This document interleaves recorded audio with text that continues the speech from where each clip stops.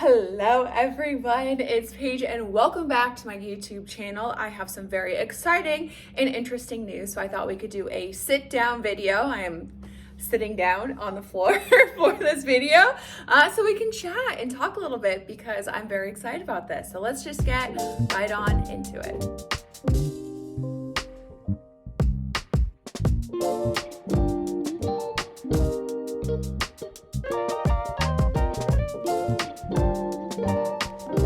So first off, you might have seen a familiar face on the Netflix show Full Swing, and the rumors are true. I am in Full Swing, which is very exciting. I was shocked when they asked me to be a part of it. I obviously was a huge fan season 1 and season 2, and so it was such an honor to be a part of season 3. I make like small little appearances in some of the episodes, it's Wyndham's episode and then Bryson's episode. I do have a bigger role in both of those, so if you want to check those out and support your girl, that would mean a lot to me, and I would love the feedback as well. It was so much fun, and I hope they do another season. I hope they invite me back for another season. It was really interesting. I'll give you a little bit of a BTS of how it goes down. So, you do a sit-down interview and you're there for hours and they talk about every player that's involved in the show and even players who are not involved in the show, all of the key tournaments, all of the highlights of the year. And so you're there for a while just talking about a bunch of different things. One thing that I don't know if you could tell, I wasn't in it that much, like, let's be real, but I don't know if you could tell when I was on camera, I was glistening because the air conditioning in the area that we filmed was really loud. And so when you shoot these types of projects, it has to be complete silence. So we had to shut the air off, and this was in summertime, and it was so hot. I was sweating. So we could only film for like 30 minutes to an hour at a time before we had to stop and reset because I was like, beads of sweat were like dripping down, and I obviously wanted to do a really good job, but I was like sweating, and it was actually really funny. But it was really cool to show a different side of myself because I tend to show more of the cheeky, silly, goofy side, and then on Instagram you just see pictures. And so I've been trying to use my voice more.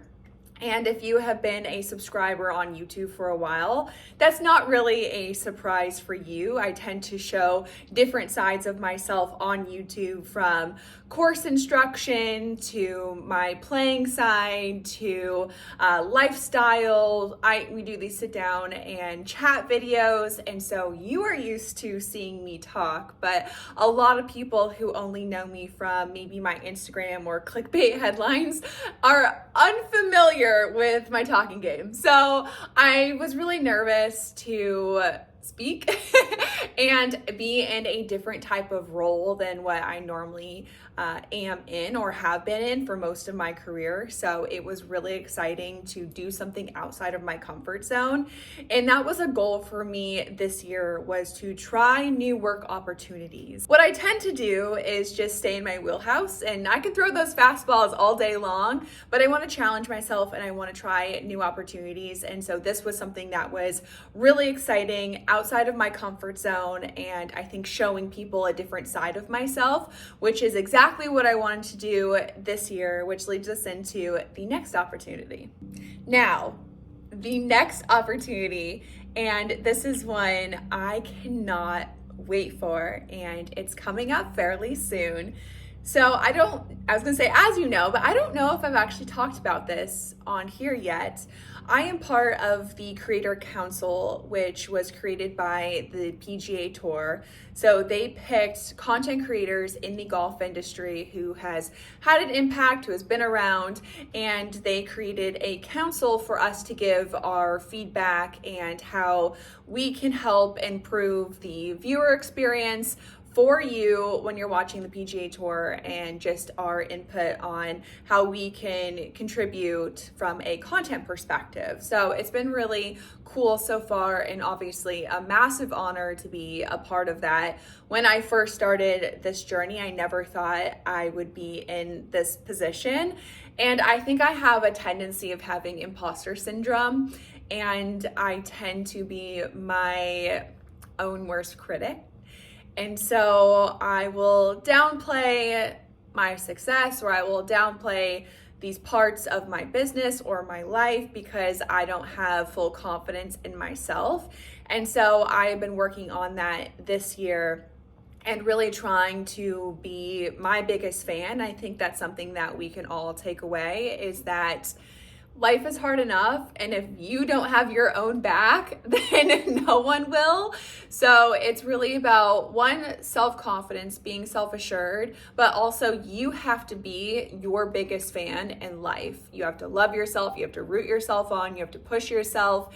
And so that is something that I've really been trying to take into this year, is no more of this beating myself down, but lifting myself up. And so when I talk about new opportunities, I'm trying really hard to rephrase it in a very positive way for myself, as if I deserve this and I deserve to be in this position. And so if you hear me talking like that, I'm not changing, or I'm not trying to be cocky or anything.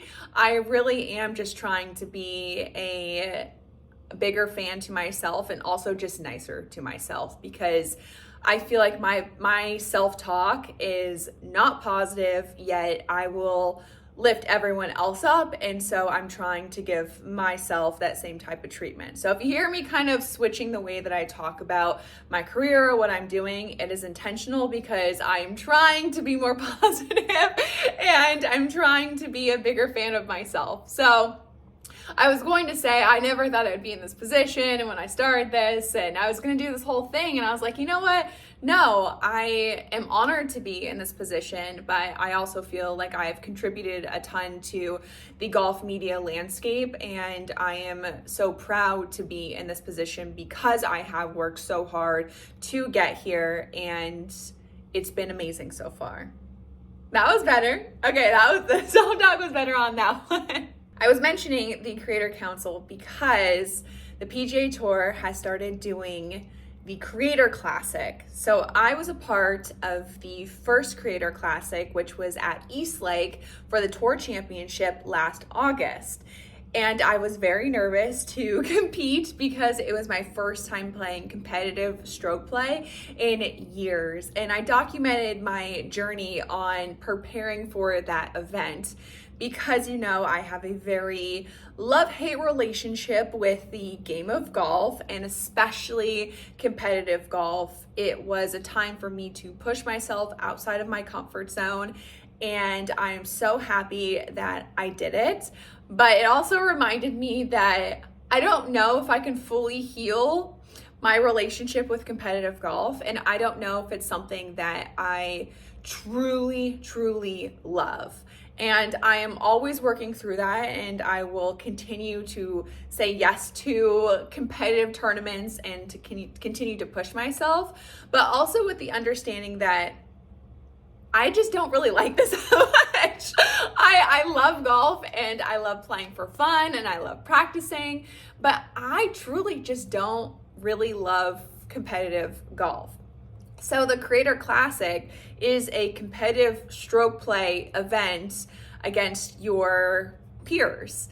And so they approached me for the next Creator Classic, which is going to be at Sawgrass the Wednesday before the Players, which is absolutely incredible to be able to do this on that venue. Oh, incredible. But it's been winter where I'm at, and your girl hasn't been practicing that much. And so my game really wasn't in playing shape to take on Sawgrass. And I just knew that if I said yes to it, that I just would have not have been the best version of myself. And I think maturing is understanding that don't put you want to say yes to opportunities, but not at the expense of being a nice person. And I just knew that I would probably not be the best version of myself if I said yes to playing. I would have been highly anxious. I would not have been able to prepare properly. And I think when I'm able to prepare, that takes a lot of the anxiousness out of playing.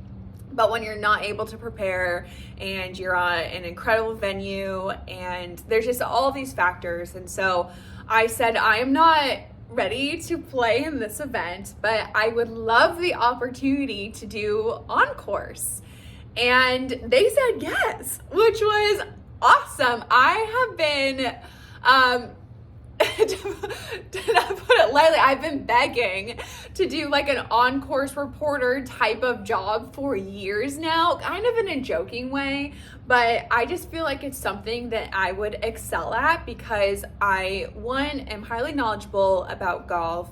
I love the course management of playing a competitive round of golf, which when you're doing on course, you have to describe the shots that they're hitting, what they're seeing, what shots they're going to try to hit. And so you really have to get yourself in the mind of the player. And I think I'm really good at that. And I think I would bring a little bit of spice and a little bit of fun to it. And so I didn't think they would say yes, and they did say yes, which is awesome. I am so excited. So long-winded way of saying I will be doing the on-course reporting for the Creator Classic at Sawgrass. Yay! I feel like this is the perfect venue to start for me because it's not a very serious event.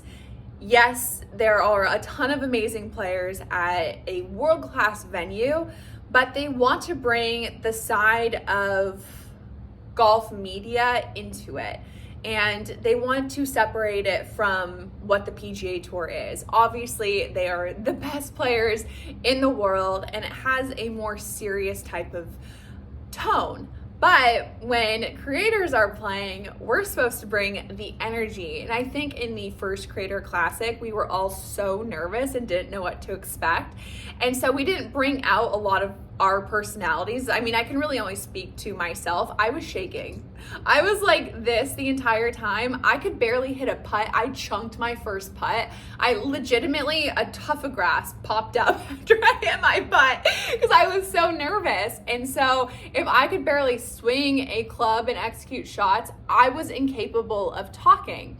And so I didn't feel like I brought the heat. Like I didn't bring my personality. I wasn't as bubbly and lively as I normally am because I was just so nervous. And so I'm excited to showcase that and hopefully help some of the other players bring out their personality because I know how it felt to be playing under those circumstances, which is very different for a lot of the creators because we are always shooting content and we're not playing competitively. And so to be put in a competitive setting can be quite daunting. And so I feel like one, my role is to be entertaining. It's also to help showcase the other players and bring out their personality, which I think I'll be really good at doing. And three is just, that's it. Okay, well, what I need to work on this. So we're gonna talk about what I need to work on to be great at on-course. So number one, being concise. Sometimes I tend to ramble and I'll just talk. And I do this in interviews too, and I've been working on this. It's like when I'm done, I'm done. And I need to know when I'm done because I just keep talking and I need to know. So right now I'm doing it again, done. Number two is working on my on-course voice. I don't feel like I project that much, but for on-course, you need to have a whisper voice down. If you listen to Queen Dottie Pepper, she does this great, but it's like, I'll do a little ASMR moment. Okay, so we are on hole 7. It is 156 yards. See, I'm whispering too much. Like it needs to be like, it needs to not be my talking voice, but it can't be a whisper either because then you can't hear that. So I think it needs to be, ooh, I think we've had it. Okay, we are on hole number, we're playing the back nine of Sawgrass. Okay, we're on hole number 15. They have 245 into the pin. We are looking at a little into the wind. Lie is good, and they are feeling confident, and they're going to hit their 5-iron. I mean, did I nail it or did I nail it? Okay, so I'm gonna be working on my on-course voice. I think that's very important because you don't wanna be annoying, and sometimes my voice can be a little bit annoying, so I'll be working on that. I'm also, 3, I am going to watch all the past players. I am going to do intensive research on all of the creators that are playing. I am going to walk the golf course beforehand, and I'm going to make sure I know that golf course forward and back and forth. Like, I want to know that course like the back of my hand, which probably isn't like going to happen, but I'm going to put in the work, and I'm going to give everything I can to knowing this golf course. I've already reached out to Colt Nost, who I think is doing a fantastic job doing on-course right now, and he gave me some notes and some tips. So I've been reaching out to people as well to give me some feedback. So I'm doing the work. I'm putting the work in to make sure that I do the best job I possibly can. If there's one thing about me, I have to do everything 110%. I can't just like half-ass it. I gotta fully commit, and I fully have to do it. And so that's what I will be doing for this. I don't know what number we're on, but we'll just keep moving forward. Wardrobe. So I don't want to like I want to still be myself. So I am going to try to find a cute outfit. I think that you can help me with this. I'll be doing these videos kind of leading up, and you'll be able to see the BTS of this. So you'll help me pick my outfit out. And I'm excited to find something that's cute and easy to walking. So I'll be like running the golf course, trying to like get up to each group, and I have to ask them questions. I can't be out of breath. So that leads us to the next thing. I am working on my cardio so much, so I'm prepared. I don't want to be out of breath. If I have to run all the way up and I have to run back to the next group, and then I have to keep going back and forth, your girl's going to be in prime shape to be able to handle this, and you will never catch me being out of breath during the broadcast. Quote me now on that. I know I said that I would take you along with me on this journey, but it's next week. So you will get a BTS course vlog of me prepping for this, and then me also on the course. So that will be the next video after this one. And I'm excited. And okay, so these are new opportunities for me, and I really have to prove myself, and I understand that. So I'm doing everything that I can do to make sure that I am prepped and ready to go. But it would mean a lot to me if you can support these new ventures, which you always do. You guys are so supportive and so amazing. And I really just wanted to thank you for always supporting everything that I do and when I try new things. But I will get more of these opportunities if there is like big commotion around it on social media. And so when you support and you comment and you show love to me either in the comments or by liking, that helps me get more of these opportunities. And so I really rely on your support, and I have for the last 10 years of my career. I know I say this all the time, and I won't get emotional again because I always do, but I would not be here without you. I would not have these opportunities without you. I would not get to try new things without you. I really am so indebted to you, and everything that I do is because of the support that you have given me over the years. So this is a team effort here, and I, again, am so grateful for this community and for you and for the support you give me every single day. I seriously could not be here without you. I would not get this opportunity without you. So thank you. Truly, truly thank you. And I'm excited to show you the BTS and what's to come, because I think this will be absolutely amazing. And I will give you, when I know, all of the information on where to stream it and where to find it, so you can check it out. Thank you. Truly thank you. And don't forget, to like it. I'm asking you for so much right now. I'm sorry. But don't forget to like today's video, leave a comment down below, subscribe to my channel. I really want to try to get to 500,000 subscribers this year. That's a huge goal of mine. So make sure you hit that subscribe button, and I will see you next Thursday. Bye.